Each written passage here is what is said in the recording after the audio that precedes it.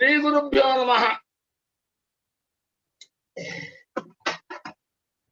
அதாவது நம்ம சமஸ்கிருத இலக்கியங்கள் இருக்க, அது நம்முடைய மஸ்திஷ்கத்துக்கு தேவையா இருக்கக்கூடிய நிறைய தகவல்களை சொல்லி சிந்தனையை கிளறி விடுறதுக்கு அளவுக்கு நிறைய சொல்லும். நம்ம சும்மா வைக்காமல் நம்ம புத்தி வைசித்தியத்தை உண்டு பண்றதுக்கு ஒரு சப்ஜெக்ட சொன்ன உடனே அந்த சப்ஜெக்டை பத்தி சிந்தனை பண்ண வைக்கும். அப்படிதான் சமஸ்கிருதத்துல இருக்கிற எல்லா விதமான காவியம், நாடகம், அலங்காரம், இதிகாசம், கதா எல்லாம் அப்படிதான். அதனால சமஸ்கிருத இலக்கியங்களுக்கு ஒரு தனி பெருமை உண்டு. என்ன பெருமை தெரியுமோ? எந்த சப்ஜெக்டா இருந்தாலும் உன்னுடைய சிந்தனைக்கு அது இலக்காக மாற்றி உன்னை சிந்தனை பண்ண வச்சு உன்னுடைய புத்தியை விகாசம் பண்ணிக்கிறதுக்கு உனக்கே ஒரு சப்போர்ட் பண்ணக்கூடியதாக தான் சமஸ்கிருத இலக்கியங்கள் பூரா இருக்கும். அவ சமஸ்கிருத இலக்கியங்கள் எழுதுறவா அத்தனை பேரும் இதை கண்ணோட்டமா வச்சுதான் எழுதுவாளே தவிர நேரம் போறதுக்கு மாதிரி வேடிக்கை காலட்சேபம், கதா காலட்சேபம் எல்லாம் கிடையாது. கதா காலட்சேபம் எல்லாம் இருக்கு, நேரம் போறதுக்காக சொல்றாங்க. அதனால அதெல்லாம் சமஸ்கிருத இலக்கியங்களை கிடையாது. அதனால என்ன ஆயிடுது, அது இலக்கியங்களை எங்கமே தொட்டாலும் ஒரு சப்ஜெக்ட் வந்து கொடுத்துன்னா அந்த சப்ஜெக்ட நீ சிந்தனைக்கு எடுத்துட்டு அது ஊடுருவி போய் பார்க்கறதுக்கு தோன்ற மாதிரிதான் அவ சொல்லுவா. சின்னதா இருக்கும், ஆனால் அப்படி சொல்லுவா. அது சுபாஷிதம்னு ஒரு குரூப்ல மட்டும் வருதுன்னு நினைக்காத. காவியம், நாடகம், அலங்காரம் எல்லாத்துலயும் நடுவில் ஒரு ரொம்ப அர்த்த புஷ்டியா இருக்கக்கூடிய பல விஷயங்களை எடுத்து சொல்லுவா. அது எல்லாத்துக்கும் அப்படி ஒரு பதிவு. ஒண்ணுமில்லை, ஒரு சின்ன திருஷ்டாந்தம் சொல்றேன் பாரு. அவன் என்ன செய்யணும், அலங்கார சாஸ்திரம் அப்பயே எழுதினார். அதுக்கு பேரு சித்திர மீமாம்சான்னு பேரு. எல்லாரும் காவியத்தையோ தான் இயற்றக்கூடிய அந்த இலக்கியம் இருக்கு பாரு, அது ஆரம்பிக்கிற போது ஒரு மங்கள ஸ்லோகம் பண்றதுன்னு ஒரு சம்பிரதாயம் பரம்பரையா உண்டு. ஏன்னா நாம அதுலதான் ஈடுபட்டு இருக்கோம்.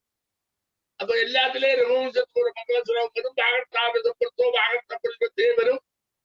அது மாதிரி அஸ்துத்தர சாந்தி தேவதாத்மா வரும் குமார சம்பவத்துக்கு. அந்த மாதிரி அது மாதிரி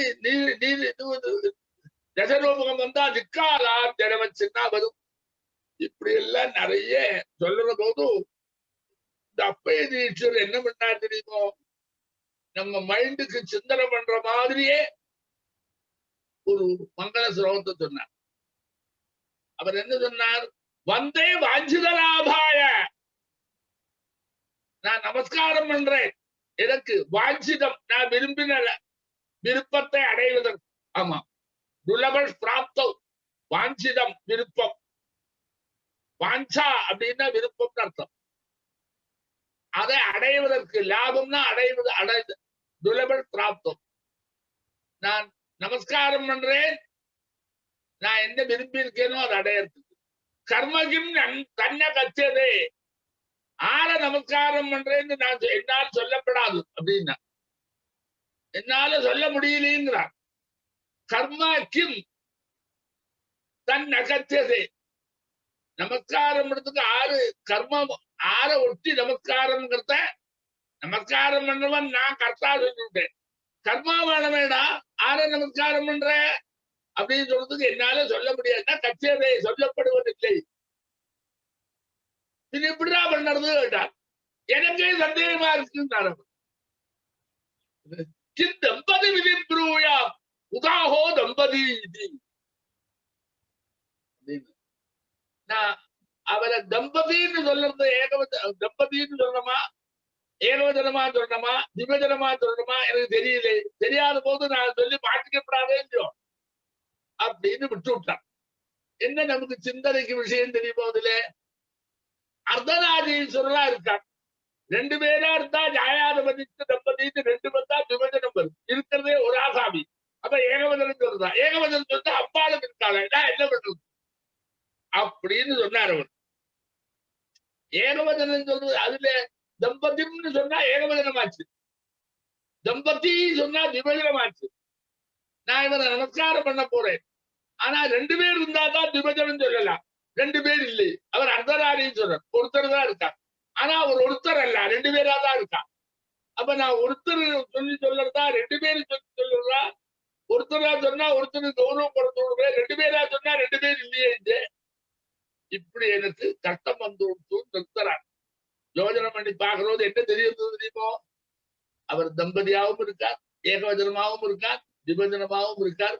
பகவான் இருக்காரே, அவர் என்ன நினைச்சாரோ அது நடக்கும் அப்படின்னு அந்த பகவத் சொரூபத்தினுடைய பிராசஸ்தியத்தை சொல்றதுக்காக இப்படி ஒரு கேள்வியை போட்டு நம்ம புத்திக்கு வேலை கொடுத்தார். அப்படி எல்லாம் உண்டு. அது மாதிரி ஒண்ணு சொல்லுவாரு பாரு. என்ன சொல்லுவாரு தெரியுமா? அதர அமரவத் பிராஜ்ஞா வித்யாம் அர்த்தஞ்ச சாதையே கிரகீதைவ கேசேஷு மிருத்யுனா தர்மம் ஆச்சரே அப்படின்னு சின்ன ஸ்லோகம் தான். இதுக்கு பேரு அனுஷ்டும் ஸ்லோகம். இந்த பாரு, சம்ஸ்கிருதத்துல காவியத்தை படிச்சா லோக ஞானம் வரும். அதே சமயத்துல பேரறிவும் வரும். காவியம் விசதேர்த்தே விவகார விதே சிதேரே சத்திய பரநருவிடுதலே காந்தா சம்மிகதயோபதேசயுதே. எல்லாரும் கொஞ்சம் சாஸ்திரஞானா போயிட்டா இந்த சாகித்யம் படித்தவர்கள் எல்லாம் ஒரு பக்கம் ஒதுக்கி வச்சு அவன் ஒண்ணுக்கு லாய்க்கு இல்லாத பண்ணிட்டு இருந்த காலவாக்கம் என்னோட காலம் எல்லாம். ஆமா, நிறைய சாகித்யம் மட்டும் படிச்சதுதான். முதல்ல படிச்சதுனாலேயே ஒரு கௌரவம் இல்லாத போய் எல்லாரும் அவஹேளனம் பண்ண ஆரம்பிச்ச உடனே வேதாந்தத்தையும் படிச்சு ஆயுர்வேதத்தையும் படிச்சு நிறைய படிக்க வேண்டிய ஒரு உற்சாகம் எனக்கு கிடைச்சது. என்ன கெடுக்கலை. அவ என்ன அவஹேளனம் பண்றது என்ன தூண்டி விட்டது.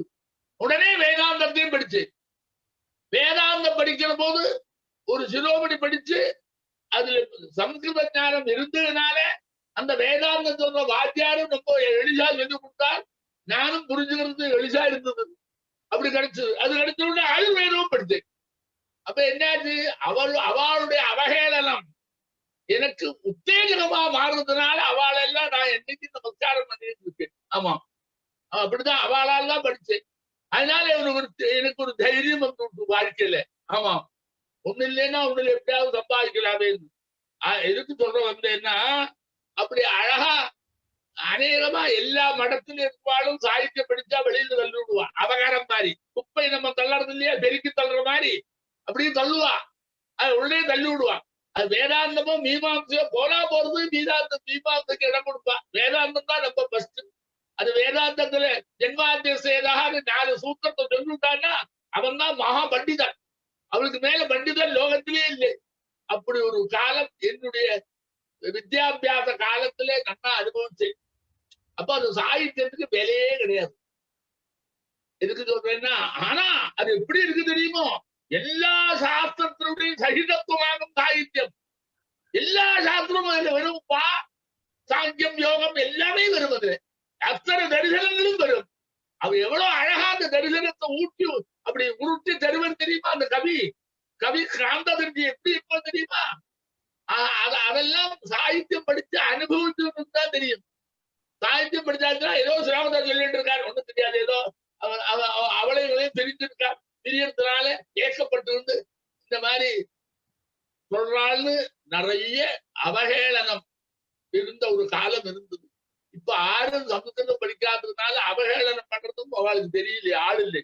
ஒன்னும் சாகித்யம் படிக்கிறது இல்லையே.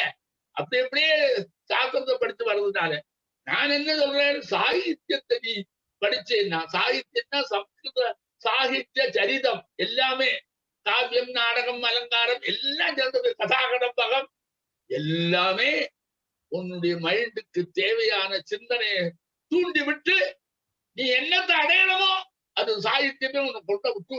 ஆமா, சத்திய பரநருவதாயே இருக்க.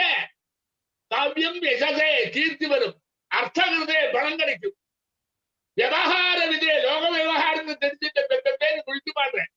சிவேதரற்றதையே மங்களம் எப்பவும் இருக்கு. சிவேதரம் அமங்கலம் இருக்காது. அதனுடைய செதி நாசம்.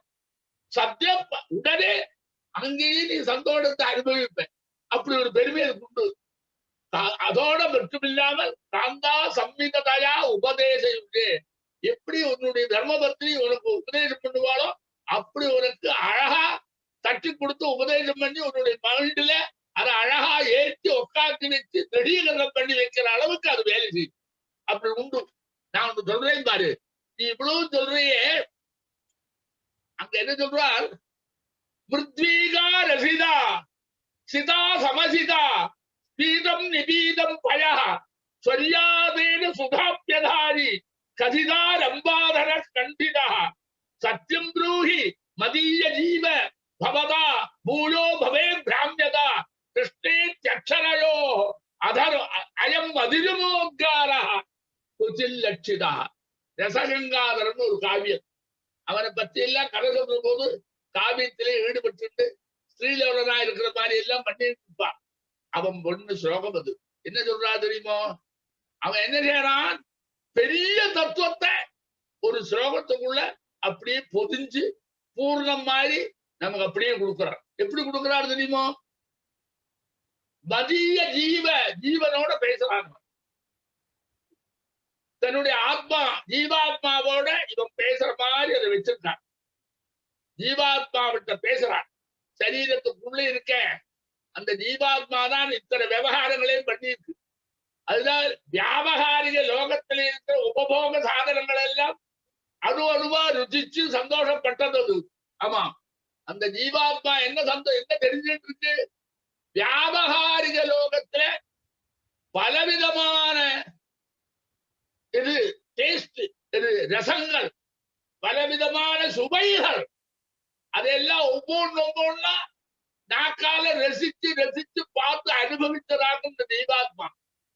அப்ப லோகத்துல அவன் வாழ்த்த காலங்கள்ல நீ என்னெல்லாம் அனுபவிச்ச என்கிறதெல்லாம் இவன் கேட்கிறான். அவன் எப்படி கேட்கிறான்? நீ எத்தனையோ பொருள்களை நீ சுவைத்து பார்த்திருக்க. ஒரு குறிப்பிட்ட பொருள் இருக்கக்கூடிய சுவை எந்த சுவை சக்தி அப்படின்னு கேட்கிறான். அவன் கேட்கிற போது அழகா ஒரு கேள்வி கேட்கிறான். இந்த சுபதான் ஒரு சக்தி, பாக்கி எல்லாம் ஒரு சக்தி இல்லைன்னு வெளிப்படையாக அப்படி பேசுறான். மிருத்வீகா ரசிதா, ஏ ஜீவாத்மாவே, என்னுடைய ஜீவாத்மாவே, மிருத்வீகா திராட்சாபலம். ஆமா, பல நெரிசல் இருக்கு. நீ நிறைய சாப்பிட்டு பார்த்திருக்க. அதுல மாதுரியம் உனக்கு தெரிஞ்சிருக்கு. மாதுரியத்தினுடைய ரசத்துல நீ அனுபவித்து தலைச்சிருக்க. அதுல சந்தோஷமா இருந்திருக்க. சிதா சமசிதா, சர்க்கரை அது நன்னா நீ சாப்பிட்டு இருக்க. அதுல ஒரு இனிப்பு உனக்கு நன்னா தெரிஞ்சு. 2 இனிப்பு சொன்னேன்னா, பீதம் நிபீதம் பயகா, நல்ல பசும்பால் அதை நீ சாப்பிட்டு இருக்க. அதனுடைய இனிப்பு உனக்கு தெரியும். நீ இங்க இருந்த இந்த ஊர்ல நீ ஒரு இடத்துலயா இருந்திருக்க. இந்த லோகத்துல வாழ்ந்துட்டு போது இதெல்லாம் நீ சாப்பிட்ட.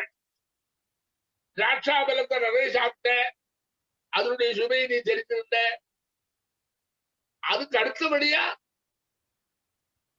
சர்க்கரை சாப்பிட்ட. சிதா சமசிதா, அதனுடைய ருச்சியை நீ புரிஞ்சுக்கிட்ட. 2னுடைய வித்தியாசமும் நீ புரிஞ்சுக்கிட்ட. 2ம் எடுத்துக்கிட்ட. நல்ல பசும்பால் சாப்பிட்ட. அதனுடைய ருச்சியை நீ புரிஞ்சுக்கிட்ட. அதனுடைய மாதுரியத்தை நீ புரிஞ்சுக்கிட்ட. இப்படி எல்லாம் இருந்த. அதோட நீ நிக்கலை. சொல்லாதேன நீ யாகம் பண்ணதுக்கு அப்புறம் எங்க போன? சொர்க்கலோகத்துக்கு போனேன். ஜோதிஷ்டோமேன சொர்க்ககாமோ இல்லையதா? சொர்க்கலோகத்துக்கு நீ போனேடா. ஆமாம், யாகம் பண்ணா சதக்கிறதுவாரா இந்திரன் எங்கேயும் தள்ளி நீ போய் உட்கார்ந்து விடுவேன். அங்க போனோம்னா சொர்க்கலோகத்தில் நீ இந்திரன் ஆயிடுவேன் அப்படின்னு வேதம் சொல்றது. அதனால யாகம் பண்ண. வேதத்தினுடைய லட்சியமே யாகம் தான்ப்பா. கர்மகாண்டம் முதல்ல எடுத்த உடனே யாகத்தை தான் சொல்றது. நீ 3 கடலோட பிறக்கிறைய, 2வது கடல் இந்த யாகம் பண்ணித்தான் வீட்டணும். யாகமே வேண்டாம், ஒன்னும் அவசியம் இல்லை, நான் நேரடி பரமாத்மாவோட லயிச்சு விட்டேன் எல்லாம் இல்லை. கடன் தீரணும்னா யாகம் நீ பண்ணணும். ஆதிசங்கர பகவத்பாதால் நேரடி வந்தாங்கிறதுக்காக எல்லாரையும் நேரடி பண்ண ஒன்றும் இல்லை. நீ அதை வச்சுட்டு பிறந்த உடனே அந்த குழந்தைக்கு கஜகோவிந்தன் சொல்லி கொடுத்து அவருடைய அர்த்தத்தை ஊட்டிட்டு அவன் பெரிய மனுஷனாக நீ நடிச்சிட்டு இருக்க. ஒரு நாளும் பெரிய மனுஷனாக முடியாது. சங்கராச்சாரியருடைய பந்தாவை வேறடா, அதுவும் நாம ஒண்ணா. அதுக்கு முன்னாடியே நமக்கு ஒரு பந்தா சொல்லி கேட்பா. அவர் அவதாரம் பண்றதுக்கு முன்னாடி அவருக்கு அவசரம் அவதாரம் பண்ண அதனால அதை எடுத்தார். உனக்கு அது இல்லையே, நீ தர்மார்த்த காம மோட்சம்னு வச்சுட்டு இருக்கே, பிறக்கிறோடு 3 கடலோட பிறந்திருக்கே, அவர் அவதாரம்டா. சொன்ன மாதிரி பூர்வ ஜென்ம வாசனை எல்லாம் அவருக்கு இல்லை. அதனால அப்ப நீ யாகம் பண்ற, யாகம் பண்ணா நீ என்ன செய்வ, நேர தேவலோகத்துக்கு போவ. அங்க சொரியாதேன மகாசர்க்கம் சரம் யயம் சொர்க்கநாகசாலையா அர்த்தம் சொல்றத, நீ சொர்க்கத்துக்கு போன சொரியாதேன, நீ யாதகா யா பிராமணே சொர்க்கத்தை அடைஞ்சேரி. சுதா பியதாரி சுதா பீயூஷம் அமிர்தம் சுதா. சுதான்னா என்னது? சுதா பீயூஷம் அமிர்தம், அர்த்தம் அமிர்தம். அதை நீ சாப்பிட்ட, அதனுடைய இருப்பே நீ புரிச்சுக்கிட்ட. நீ இந்த லோகத்துல மட்டுமா இருந்த, சொர்க்கலோகத்தும் போன. அங்க போன உடனே அங்க உபபோகம் தான் ஜாஸ்தி, போக பூமி கர்ம பூமி இல்லை. அங்க போறது உபபோகம் வந்து குவியறது எல்லாரும். அப்ப நீ அங்க சுதா போன உடனே அமிர்தம் கிடைச்சது. ஆமா, அது நீ சாப்பிட்ட. இதுலயும் இருக்கிற இனிப்பை நீ புரிஞ்சுக்கிட்ட. அப்ப என்னாச்சு, முதல்ல 3 அடிக்கினேனே சொர்க்கலோகத்துக்கு போய் இதையும் சாப்பிட்டேன். 4வது சொரியாதேன சுதாபியதாரி. அது மட்டுமா, அங்க போனா அங்க இருக்கக்கூடிய அப்சர ஸ்திரீகள் எல்லாம் நீ அனுபவிச்ச. கதிதா ரம்பாதர கண்டிதா. ரம்பா, உர்வஜி, மேனகா, எத்தனை திலோத்தமா, எத்தனை பேர் இருக்கா.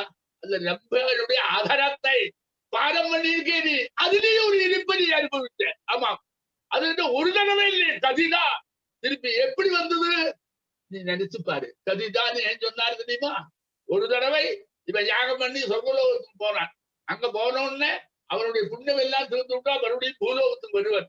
ஸ்ரீனே புண்ணே வர்த்தலோகம் பிசப்தி. பெரிய சாஸ்திர விசாரத்தில் இருக்கிற சத்தியத்தியாக இதில் உள்ள நுழைச்சிருக்கார். அப்போ ஸ்ரீனே புண்ணே வர்த்தலோகம் பிசப்தினா அவனுடைய புண்ணியம் எல்லாம் திறந்து விடுத்துனா நேர பூலோகத்துக்கு வந்தா மறுபடியும் யாகம் பண்றான், மறுபடியும் போறான், மறுபடியும் நம்பையுடைய அகரபாரம் பண்றான், மறுபடியும் போறான். இப்படி எத்தனை தடவை வந்து போயிருக்க உனக்கே கணக்கு தெரியாது. கதிதா, இதெல்லாம் கதிதா. ரம்பாதர கண்டிதா. எத்தனை தடவை நீ ரம்பையினுடைய அதரத்தை பானம் பண்ணிருக்க, கண்டனம் பண்ணி. அந்த சாகித்ய சாஸ்திரத்துல என்ன சொல்லுவது தெரியுமா?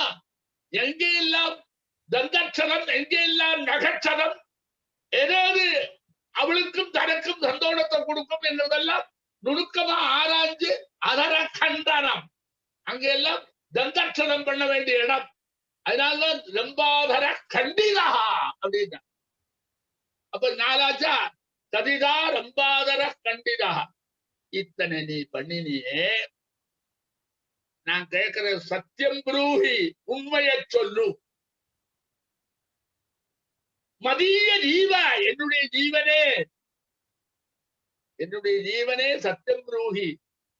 பவதா, ஒன்னால் பூலோ பவை பிராமியதா. அடிக்கடி அடிக்கடி இந்த சம்சாரத்துக்குள்ள சுத்தி சுத்தி வந்துகிட்டே இருக்கு.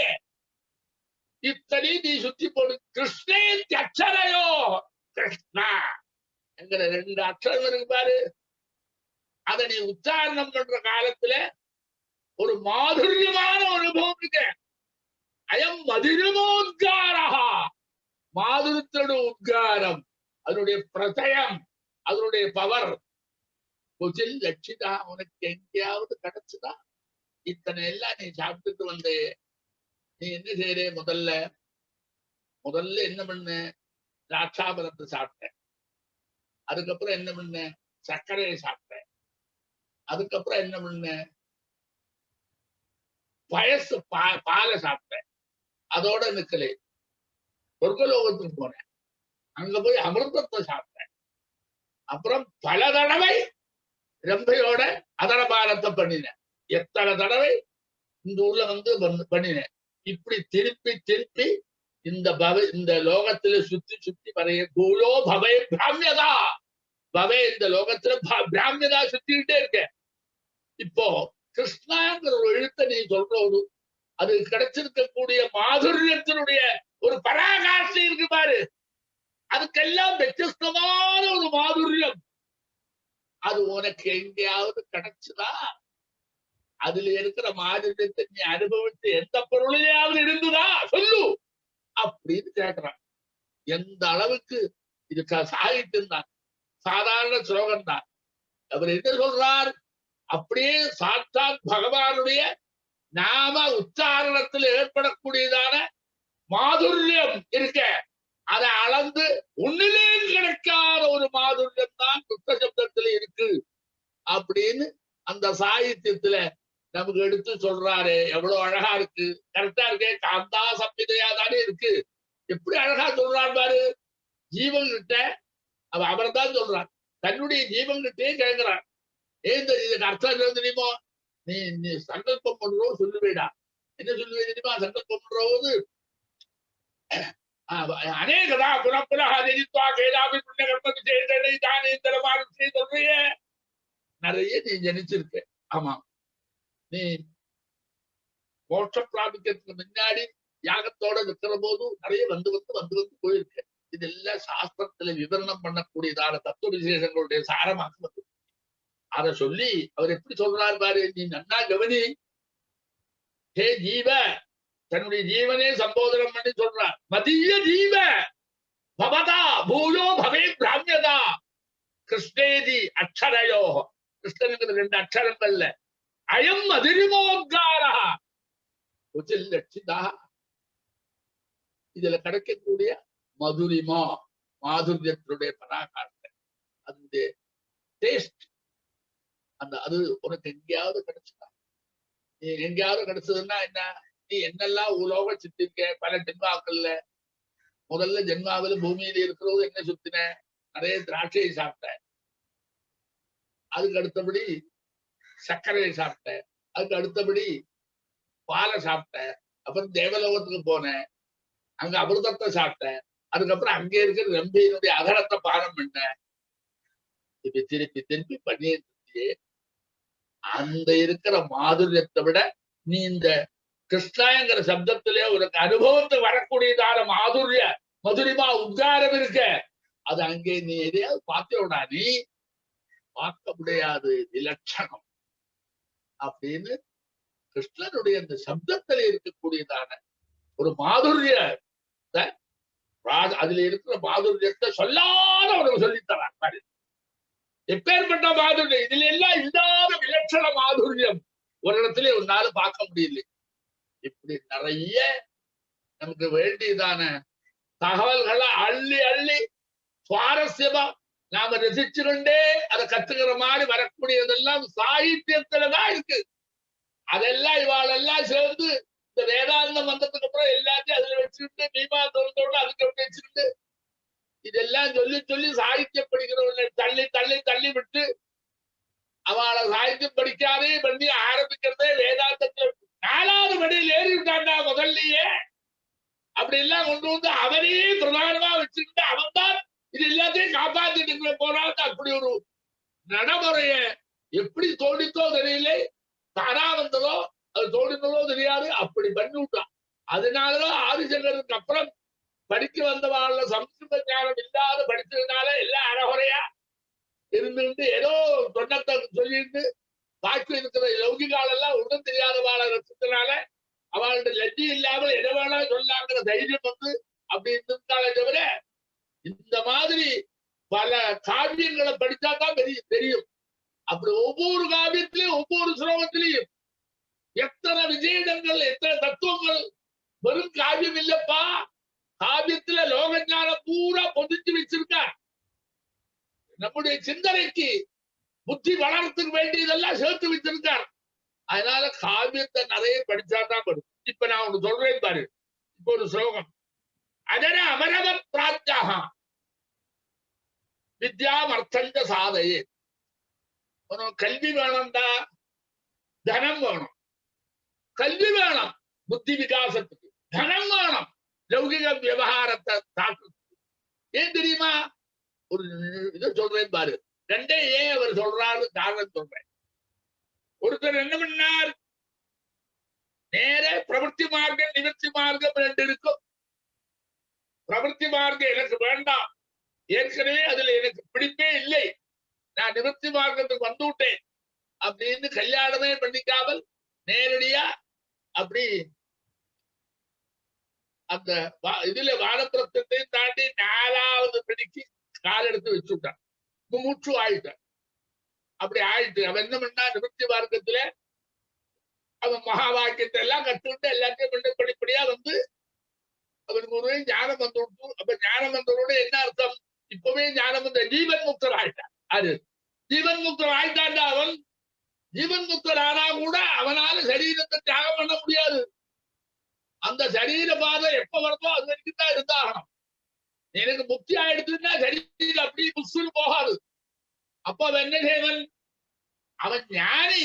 ஆனா சரீர பாதம் வராததுனால, சரீரம் இருக்கிறதுனால அந்த சரீரத்தை வளர்த்துறதுக்கு நீ ஆகாரம் கொடுத்தாகணும். நீ ஆகாரம் கொடுக்காது இருந்தா ஆத்மஹத்தி ஆயிடும். ஆத்மஹத்தியாரா மோட்சம் கிடைக்காது. ஆகாரம் கொடுக்கவும் போகணும். அப்படி ஒரு இக்கட்டான சூழ்நிலையிலாக நீ இருக்க, புரியுதோ? அப்படி இருக்க. அதனால நீ உனக்கு ரெண்டும் வேணும்.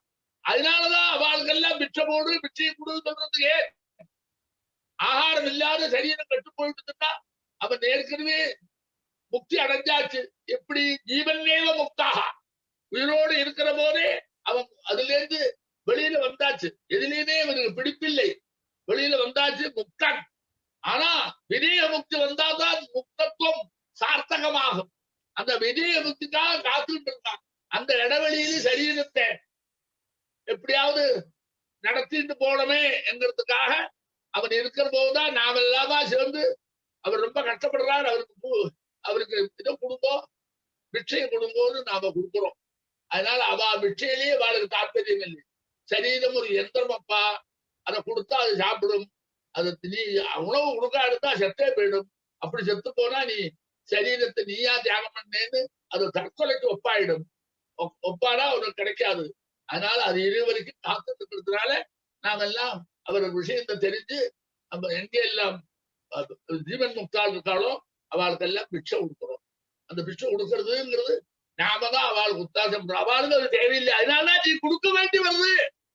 அவன் எனக்கு சாரம் போடுன்னு கேட்க முடியாதா, அவனுக்கு பிரியமே இல்லையே. இது அவனுக்கு பிரியமே இல்லையடா, கேட்க முடியாத. அப்ப என்ன செய்யறான், அவனுக்கு எதிலையுமே பிரியம் இல்லை, சர்வத்தையும் பெற்றுட்டான். இப்ப சரீரமும் சரீரத்துடைய எண்ணமும் அவனுக்கு இல்லை. அவனுக்கு ஒண்ணுமே இல்லை. தனது சரீரம்னே இல்லை. அதுல வந்து சுகமோ துக்கமோ அவனுக்கு ஒன்றும் அனுபவத்துக்கு இல்லை. நீ அவனை 2 அடி அடித்து கொசு கடிச்சா அவனுக்கு தெரியாதுடா. ஏன்னா மனசோட சம்பந்தம் இல்லை. அப்ப அவனுக்கு தெரியாது, அப்படியே இருப்பார். ஆனா அவர் அப்படி இருந்தா அவனுக்கு மோட்சத்துக்கு போடவே விஜய முக்தி வரைக்கும் இதை காப்பாற்ற வேண்டிய பொறுப்பு இருக்க. அவன் புரியவில்லைன்னா கூட நாம பட்சத்தை கொடுக்கணும். அதனால அவருக்கு பிட்சை கொடுத்து நாம ஒத்தாசம் பண்றோம் அவனுடைய இதை. அதனால பிட்சைன்றது ஏதோ அவனுக்கு சாப்பாடு போடுறேன்னு நீ நினைக்காத, அப்படி உண்டு இதுல அது.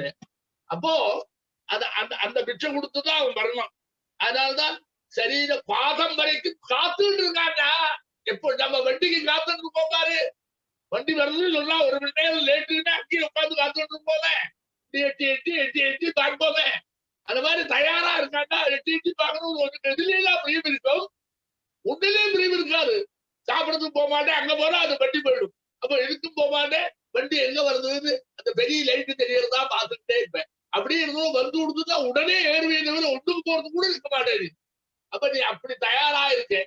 நீ பிளாட்ஃபார்ம்ல வந்து இருக்கிறேடா, வண்டி வந்தா ஏறி போடுங்கிற மாதிரி அந்த ஸ்டேஜாக அவனுக்கு.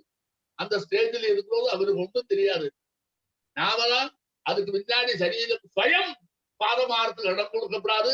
அது எப்ப பாதம் வேணுமோ அது வரைக்கும் அதுக்கு வேண்டிய ஆகாரத்தை கொடுத்துட்டு இருக்க. ஒவ்வொன்றா உடஞ்சு உடஞ்சு உடஞ்சு உடஞ்சு அமைக்கி அமைக்கி அமைக்கி ஒரு நாளைக்கு தானா போகும். அதுக்காக அதனாலதான் அவளுக்கு பிட்சை கொடுக்குறோம். அப்ப என்னாச்சு, அந்த பிட்சை எல்லாம் கொடுத்து அவன் வந்துட்டா என்னது, அவன் அமரன் ஆயிட்டான். அவன் அமரன் ஆயிட்டான். அமரன்னா என்னது, மரண ரகிதன் ஆயிட்டான். அது மரணம் இல்லை, மரண ரகிதன் ஆயிட்டான். அப்போ மரணரகிதன்னா என்னது? நீயே சொல்றியே. ஒருத்த செத்து போனோம்னு நீ என்ன சொல்ற? சாமானிய நம்ம மாதிரி ஆசாமிகளே நீ சொல்றியே அமரனாரார் நீ சொல்றியே, அப்படித்தானே சொல்றே நீ. மரணரகிதமான ஒரு ஸ்டேஜை அடைஞ்சார், அது மோட்சம். மோட்சம் அடைஞ்சா பின்ன மரணம் இல்லை. அப்படி அதான் அஜர அமரவது பிராஜ்ஞா. அஜரம் மாதிரி அஜரஹா, ஜர இல்லை, மூப்பில்லை. மூப்பு மூப்பு இருக்க, மூப்பில்லை, மரணமில்லை. மூப்பில்லாதவன் மரணமில்லாதவன் எப்படி இருப்பனோ அது போல நீ உன்னை நினைச்சுக்கோ. பிராஜ்ஞா, நன்னா தெரிஞ்சவன். பிராஜ்ஞா, ஞானாலே அறிஞன்னு பேரு. பிராஜ்ஞா புருஷமான ஞானமுடையவன் அர்த்தம். நீ உனக்கு நல்ல புத்தி இருந்தது சொன்னா நீ என்ன வேணும்? உனக்கு கல்வி வேணும். அதுக்கடுத்து உனக்கு என்ன வேணும்? பணம் வேணும். நீ பிறந்து விட்டியே, உனக்கு பிறந்தா 2 பாயிண்ட் இருக்க. உனக்கு எப்ப நீ இந்த ஊர்ல பிறந்தையோ, பகவான் உன்னை சிருஷ்டி பண்ணானோ, பிரகதி விபவங்கள் அத்தனையும் உனக்கு அனுபவிக்க உரிமை வந்து இல்லைன்னு வராது. அப்ப என்ன வேணும்? நீ என்ன பண்ணலாம்? அனுபவிக்கணும்னா முதல்ல வித்யை வேணும். அப்பதான் எப்படி அனுபவிக்கணும்னு தெரியும். அப்புறம் நீ அனுபவிக்கணும். அப்ப அந்த வித்தியும் அர்த்தமும் அதை அடையறதுக்காக பணம் வேண்டாமா? வியாபகாரிக லோகத்துல பணம் தானே முக்கியம். எல்லாம் பணம் பணம் பணம். பிணமும் பணம் சொன்னா வாயை திறக்கும் சொல்லுவாளே. அதனால அந்த பணம் 2 உனக்கு வேணும்னா நீ என்ன செய்யணும் தெரியுமோ? வித்யை வேணும், ஞானம், தனம் வேணும். அப்படின்னா அஜர அமரவது. நீ என்ன நினைச்சுக்கணும்? உன்ன எத்தனை நாளைக்கு இருப்பேனோ தெரியாது. நான் இருந்தா தானே படிக்கணும். சின்ன அல்பாயுசா போயிட்டா என்ன பண்றது அப்படின்னு நினைக்கக்கூடாது. கொஞ்சம் வயசாயிடுச்சுன்னா உடம்பெல்லாம் தளர்ந்து போனா என்ன பண்றது? மூத்து போனா ஒண்ணும் நடக்க முடியாது. நம்ம எப்படி செய்யறது? இப்படி எல்லாம் நீ சிந்தனையை போடக்கூடாது. நீ அஜரன் நினைச்சுக்கணும். எனக்கு மூப்பே கிடையாது, இப்படிதான் இருப்பேன்னு நினைச்சுக்கணும். அமரன் நினைச்சுக்கணும், எனக்கு மரணமே கிடையாது, இப்படிதான் இருப்பேன்னு நினைச்சுக்கணும். அப்படி நினைச்சுக்கிண்டு கல்வியும் கத்துக்கோ, தனத்தையும் சம்பாதி. இத 2 இந்த நினைப்பு வந்தா அதுல ஊடுருவி அதுல ஏகாங்கிரத வளர்ந்து அதை 2 ப்ராப்பரா எப்படி சம்பாதிக்கணுமோ அப்படி கஷ்டமில்லாத அராதாசையில பணக்காரதாயிட்டே ஆயிடும். அப்போ மைண்ட் எப்படி இருக்கணும்? கல்வி கற்கிறோதோ, கல்வி கற்கணும் நினைக்கிறவனும் தன சம்பாதனம் பண்ணணும் நினைக்கிறவனும் அவன் மனசுல என்ன நினைச்சுக்கணும்? எனக்கு மூப்பே கிடையாது, எனக்கு வயசாகிறதே வராது, எனக்கு மரணமும் இல்லை, எங்க 2 நினைச்சுக்கிட்டு நீ இதை 2 பண்ணு. இதை 2 நினைச்சா அது 2 கிடைக்காது. ஆமா. அப்ப மனசு எப்படி இருக்கணும்? அந்த காரியத்தை ஏகாகிரத வரத்துக்காக தன்னை அஜரனாகவும் அமரனாகவும் நினைச்சுக்கொண்டு நீ அதை 2 நீ சாதிச்சுக்கணும். எவ்வளவு விசேஷமா சொன்னார். மானசீகமான அவஸ்தா விசேஷம். கல்வி கற்கிறோதோ, தன சம்பாதிக்கிறோதோ உனக்கு அப்படி இருக்கணும்னா அப்படின்னு சொல்லி தரலையா? இதெல்லாம் இது சொல்லி தராத இருந்தா இந்த சாகித்ய உபயோகம் இல்லைன்னு எப்படி சொல்லுவேன்? அதர அமரவத் பிராஜ்யா வித்யாம் அர்த்தஞ்ச சாதயே அப்படி சொன்னார். சரி, நீ வித்தியை தெரிஞ்சுக்கிட்ட, அர்த்தத்தையும் தெரிஞ்சுக்கிட்ட, நல்லா இருக்கு. நீ தர்மத்தை அனுஷ்டானம் பண்ணணும். அது எப்படி அனுஷ்டானம் பண்றது? அதுக்கு சொல்லுவது. அதாவது அதராமரவத் பிராஜ்யா வித்யாம் அர்த்தஞ்ச சாதயே தர்மம் ஆகலே. நீ தர்மத்தை ஆசரணம் பண்றபோது உன்னுடைய அதுல இருக்கிற ஈடுபாடும் அவசரமும் அதுல சங்கோஜம் வராமல் இருக்கணும்னா நீ என்ன வேணும்? கிரகீதைவ கேசேஷு முர்ச்சுனா. அன்னைக்கெல்லாம் நாமெல்லாம் கேசம் வச்சுட்டு இருந்தோம்டா. இந்த ஸ்லோகங்கள்லாம் எழுதுற காலத்துல பிராமணனா இருந்தா குடுமி வச்சுட்டு இருப்பேன்டா. அது அவனுக்கு தர்மத்துக்கு வேணும்னு வச்சுட்டு இருப்பேன்.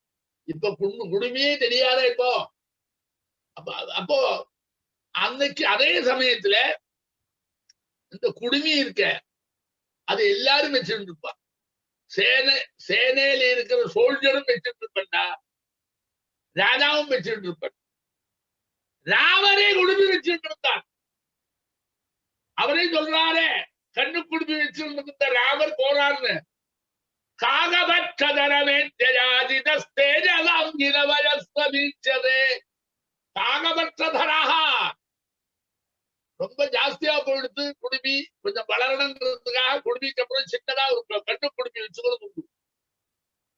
அதை வச்சுட்டு இருக்கான்னு வால்மீகி எழுதியிருக்கார். காகபட்சதரமேத்ய யாஜிதா, காகபட்சதரனை வந்து அவன் யாதிக்கப்பட்டான் தசரதர்கிட்ட. அப்ப அவள் அப்படி இருந்தார். ஏன் தேஜசாம் இளவயஸ்தீட்சதே, தேஜஸ்வருக்கெல்லாம் வயசெல்லாம் என்னது? அவர்தான் யாகத்தை சம்ரட்சணம் பண்ணணும். சின்ன பிள்ளையாச்சே, நீ அடையாளம் சொல்ற போது சின்ன குழந்தையும் தெரியறத அப்படின்னா, சின்ன குழந்தை எல்லாம் சொல்லாத, அதெல்லாம் தேஜஸுக்கு சின்ன குழந்தை கிடையாது. தேஜசாம் இன வயஸ்தமீச்சது. அப்ப அன்னைக்கு ராஜாக்களும் அதை வச்சுட்டு இருந்தான். யுத்தம் நடக்கிற போது என்ன செய்வா தெரியுமோ, அவன் கத்தியால கையில வச்சுட்டு அதை உடனே அந்த சிலையை பிடிச்சு விடுவான். குடுமையை கையில பிடிப்பான், கத்தியால கழுத்து வெட்டுறதுக்கு தயாராயிடுவன். அந்த ஸ்டேஜில் நீ இருக்கிற மாதிரி நினைச்சுக்கொண்டு இப்ப பண்ணலைன்னா அடுத்தபடி போயிடும், தர்மத்துக்கு இடமே இருக்காது. அப்படி தர்மத்தை பண்ணு. அது மிருத்யுனா ஆறு, மிருத்யு உன்னை சாப்பிட வேண்டியவன், கடைசியில உன்னுடைய ஜீவிதத்தை உபசம்ஹாரம் பண்ணி வைக்கிறவன். அவன் கடைசியில உன்னுடைய தலையை பிடிச்சிட்டு இருக்கான், இடது கையால. வலது கையால கத்தி ஓங்க போறான் கழுத்துக்கிட்ட. அப்படியா அப்படி வந்திருக்கான்னு நினைச்சுக்கிட்டு அந்த சூழலை மனசுல நினைச்சுக்கிட்டு தர்மத்தை கடகடாது பண்ணு அப்படிங்கிறான். என்ன சுவாரஸ்யம் தெரியுமோ, மிருத்யு எப்ப வருவன் தெரியாதுடா. அகால மிருத்யு, அபமிருத்யு, எத்தனையோ மிருத்யுக்கள் இருக்க, எப்ப வருவன் தெரியாத. அதனால என்ன ஆயிடுச்சு, மிருத்யுனா தர்மம் ஆதரேன்னு சொன்னா அப்படி பிடிச்சிட்டு இருக்கிறோடு அப்படி தர்மத்தை நீ ஆச்சரி அப்படின்னார். தாத்பரியம் என்னன்னா, கிரகீதைவ தேஜேன்னு மிருத்யுனா தர்மம் ஆதரே. அந்த மரண தேவதை இருக்க, அது உன்னுடைய கேசத்தை பிடிச்சுக்கிண்டு உன்னை உடனே வதத்துக்கு தயாரா இருக்கிற மாதிரி நினைச்சுக்கிட்டு நீ தர்மத்தை ஆச்சரணம் பண்ணு, உடனே பண்ணுன்னு அர்த்தம். எப்ப கிடைச்சதோ பண்ணு. இப்ப என்ன சொன்னார், நீ காலத்தை தள்ளி போயிட்டா தர்மத்துக்கு இல்லாத போயிடும். அதனால தர்மம் நடத்துறது சொன்னா உடனே பண்ணி விடும், யோஜனை பண்ணாரு. அது எப்ப எது போல, அந்த மிருத்துவே உன்னுடைய தனியை பிடிச்சிருந்துட்டா உன்னை இப்ப அடுத்த நிமிஷம் உன்னுடைய பிராணம் போயிடும் என்கிற ஸ்டேஜில் இருக்கிறதுனால இந்த சந்தர்ப்பம் கிடைக்காது, பண்ணி விடு, வேகம் பண்ணு, யோஜனம் பண்ணாதே அப்படின்னு சொன்னார். ரெண்டுக்கும் வித்தியாசத்தை பாரு. முதல்ல என்ன சொன்னார், அதான் நீ அதரன் அமரன் நினைச்சுக்கிட்டு உனக்கு சாவே இல்லை, உனக்கு மூப்பே இல்லை நினைச்சுக்கிண்டு நீ கல்வியும் கத்துக்கணும், தனத்தை சம்பாதிக்கணும். இப்ப என்ன சொன்னார், தர்மம் பண்ற போது எந்த நிமிஷமும் மரணம் ஒன்று எட்டி நிற்கிறது, உடனே பண்ணும் அப்படின்னு சொன்னார். இது ரெண்டுக்கும் என்ன தாற்பயம் வந்தது, அந்த கல்வியை கற்கிறதோ தனத்தை கற்கிறதோ, அந்த கல்வியும் தனமும் சுத்தமா நம்மள்ட நிறைய வரணும்னா அதுல உன்னுடைய சிந்தனை ஊடுருவி இருந்து ஏகாகிரதை இருக்கிறதுனால அந்த ஏகாகிரதையை கெடுக்கக்கூடியதான மூப்புங்கிறதோ ஏகாகிரதையை கெடுக்கக்கூடியதான மரணம்ங்கிறதோ மைண்ட்லயே வரப்படாது அப்படின்னு உனக்கு இருக்கணும். இப்ப என்ன சொன்னாரு தெரியுமோ, இனி போனா தர்மம் சொல்றது செய்யறதுக்கு தப்பு, காலம் வரதோ இல்லையோ, அதனால இப்போ உண்டோ காலம் உடனே பண்ணு. சொக்காரிய மத்திய குருவீதா பூர்வாண்ணேத அபராண்டகம். எப்ப எவ்வளவு சொல்றா பாரு, நாளை பண்ண வேண்டிய விஷயத்தை இன்னைக்கு பண்ணு, நாளை வரைக்கும் நீ நிற்க இருக்க மாட்டியோ தெரியாது. மத்தியானம் பண்ண வேண்டியது காலையில பண்ணு, மத்தியானம் நீ இருக்கோ இல்லையோ, எத்தனை சொல்றது. அப்ப அது வரவுது நீ என்ன செய்யணும், எனக்கு புத்தி வந்து விடுவனோ, திடீர்னு வந்து விட்டா இந்த தர்மத்தை பண்ற அவகாசம் இல்லாத வெற்றி வேண்டா போயிடுவேனோ பயந்துகிட்டு பண்ணுன்னா. இந்த ரெண்டுக்கும் வித்தியாசம் நினைச்சு பாரு. எது நமக்கு சிரேஷ்டம், எது கிடைக்காது, எது கிடைக்கும். அந்த இதுவும் கல்வியும் அந்த தனமும் உத்தியமேனகி சித்தியந்தி காரியாடின மனோரதை. ஆமாம், உத்தியமத்தினால்தான் நம்முடைய காரியங்கள்லாம் நமக்கு சித்திக்கும். உத்தியமேனகி சித்தியந்தி காரியாடின மனோரதை. நெய் சுத்தஸ்ய சிம்ஹஸ்ய பிரபிசந்தி முகே மிருகா. எப்படி சொல்றாரு அவர்? உத்தியமத்தினாலதான் எல்லாம் உனக்கு சித்திக்கும். உன்னுடைய முயற்சியில் தான் சித்திக்கணும். முயற்சி இல்லாத நடக்காது காரியங்கள் எல்லாம். எது உனக்கு சித்திக்கணும்? வித்யை, கல்வி சித்திக்கணும், முயற்சி வேணும். என்ன சித்திக்கணும்? தனம், முயற்சி வேணும். இல்லையா? அது இல்லாதே அதிர்ஷ்டத்துல இல்லை. நெகி சுத்தஸ்ய சிம்ஹஸ்ய, குகையில படுத்துட்டு தூங்கிட்டு இருக்கடா ஒரு சிங்கம். எங்கேயாவது மிருகம் அவன் அந்த சிங்கத்துக்கு சாப்பிட வேண்டிய உணவா இருக்கக்கூடிய ஆகாரமா இருக்கிற மான் இருக்க, அது முகத்துல வந்து தானா வந்து விழுமா? நகி சுத்தஸ்ய சிம்ஹஸ்ய பிரவிசந்தி முகே மிருகா. குகைக்குள்ள தூங்கிட்டு இருக்கடா ஒரு சிங்கம். அந்த அதனுடைய ஆகாரம் எங்கேயோ இருக்கிற ஒரு மான் அந்த வாயில வந்து விழுமா? விழாது. அது என்ன செய்யணும்? வெளியில வரணும், சோம்பல் முறிக்கணும், அப்படி பார்க்கணும். எங்க மான் இருக்கு தேடணும், தேடி ஓடணும், ஓடி பிடிக்கணும், அதுல போய் விழணும், அப்படி பிடிச்சு சாப்பிடணும். அதனால தூங்குறவனுக்கு எல்லாம் கொடுக்கற மாதிரி வராது. அதனால அதிர்ஷ்டத்தை நம்பிண்டு நீ இப்படி இதுல இன்னொன்னு கூட சொல்றதுடா, அனுகிரகமே எப்ப வரும் தெரியுமோ உனக்கு? உனக்கு யோகியதை இருந்தா தான் அனுகிரகம் பலிக்கிட்டா.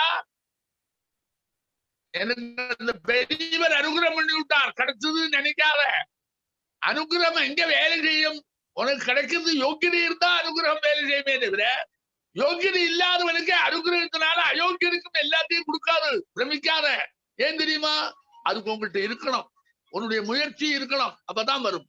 உத்தியமே நகி சித்தியந்தி காரியானின மனோரதை நகி சுத்தஸ்ய சிம்ஹஸ்ய பிரவிசந்தி முகே மிருகா.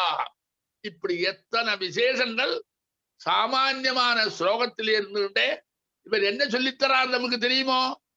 நீ வந்து முயற்சி பண்ணாதான் உனக்கு கிடைக்கும். ஆமாம். உத்தியோகினம் புருஷசிம்ஹம் உபயதி லட்சுமி தெய்வேன தேயவிதி காபுருஷாவஹந்தி தெய்வன் நிகழ்த்திய குரு பௌருஷ மகத்வ சக்தியா எத்தே கிருதே எதிர சித்தியதி கோத்திர தோஷா. உத்தியோகினம் புருஷசிம்ஹம் உபயதி லட்சுமி.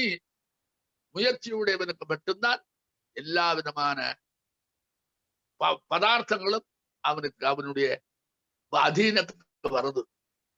இல்ல எல்லாம் தெய்வம் சொல்லும். தெய்வேன தேயமிதி காபுருஷாவதந்தி. விஷயம் தெரியாதவன் சொல்றாப்பா. தெய்வம் நிகழ்த்திய குரு பௌருஷ சக்தியா அப்படின்னு தான் நமக்கு எல்லாம் சொல்லியிருக்கிறான். எத்தனை விஷயங்கள் நமக்கு தெரியறது. சோம்பேறியா இருக்கிறவனை தட்டி எழுப்பி அவனை வேலை செய்ய வச்சு, அந்த வேலை செய்ய வச்சு அவனே பெருசாக்கி அவனுக்கும் உத்வேகத்தை கொடுத்து அவனே மனுஷனா விளைய வர வச்சு அவனால பல பேர் நன்னாக மாறி வச்சு அவன் ஒரு தேவத்துவம் வரைக்கும் கொண்டு போற இடத்துக்கு இந்த சாகித்யத்திலே இருக்கிற ஸ்லோகங்களுக்கு எல்லாத்துக்குமே ஒரு பவர் உண்டு. அதனால என்ன செய்யணும்? சின்னதா ஒண்ணு சொன்னா கூட நீ ஒண்ணு நினைச்சுக்கோ, எந்த சாகித்யத்தில் இருக்கிற ஸ்லோகத்தை பார்த்தாலும் அந்த ஸ்லோகத்துல எல்லாத்திலையுமே ஏதோ ஒரு தத்துவ விளக்கம் வருமே தவிர உப்பு சப்பில்லாத ஸ்லோகமே கிடையாதுப்பா. நீ இப்போ முதல்ல ஒண்ணு சொல்றியே, பாகர்த்தாவி வசம்பிருத்தோ பாகர்த்தம் பிரதிபத்தையே ஜெகதப்பித ரோமந்தே பார்வதி பரமேஸ்வரோ சொல்றியே, எவ்வளவு அர்த்த கம்பீரம் நினைக்கிறேன் நீ?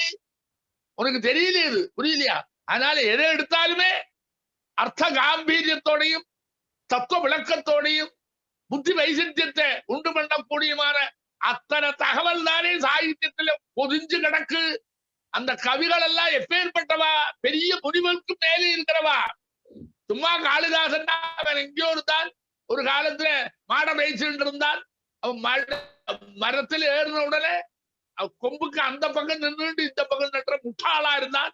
அப்புறம் மெம்மே இருந்தான். சரஸ்வதி வந்து நாக்கில் எழுதினா பொய்யெல்லாம் இந்த கதையெல்லாம் சொல்லிவிட்டு இது எல்லாத்தையும் நினைச்சுட்டு இருக்கேன். அவனுடைய ஒரு ஸ்லோகத்துக்கு வருமா?